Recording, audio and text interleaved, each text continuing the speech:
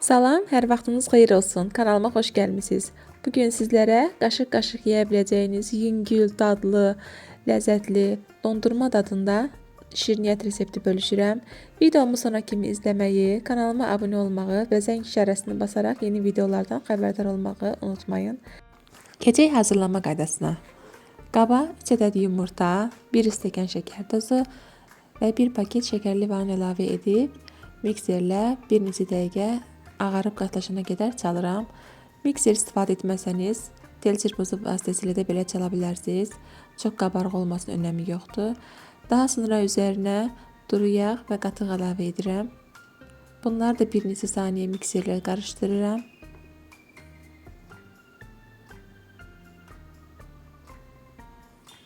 Keçirik quru ərzaqları əlavə etməyə.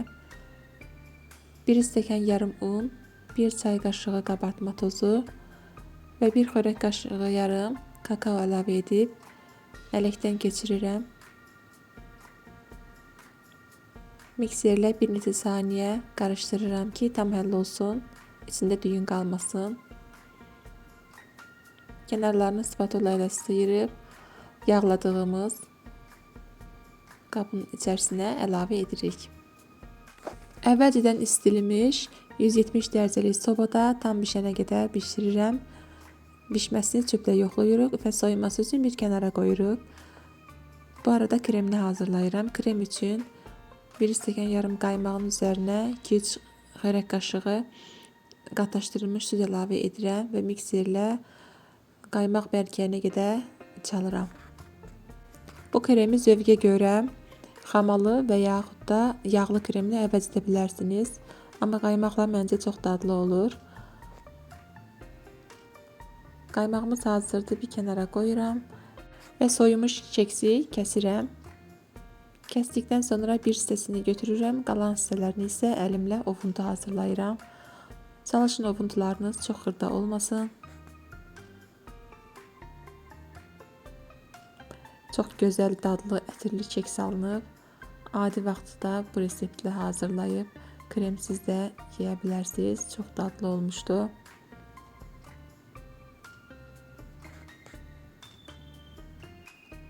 Və alt hissənin ovuntusu hazırdır. Südlü kofe hazırlamışam. Yarım stəkandan da azdır. Biskviti biraz bununla ısladıram. Üzərinə karamel əlavə edirəm. Zövqə görə istədiyiniz meyvələrdən və yaxud da qoz fındıq istifadə edə bilərsiniz. Üzərinə isə qaymağı belə sıxma torbasına boşaltıram. Hər tərəfinə bərabər şəkildə yayıram.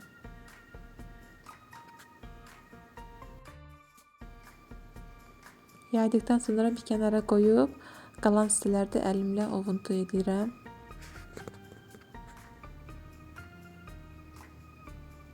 Və üzərini örtəcək şəkildə hər tərəfinə bərabər şəkildə səpirəm. Soyuducuda bir neçə saat gözlətdikdən sonra servis edə bilərsiniz. Mən çox gözlədə bilmədim.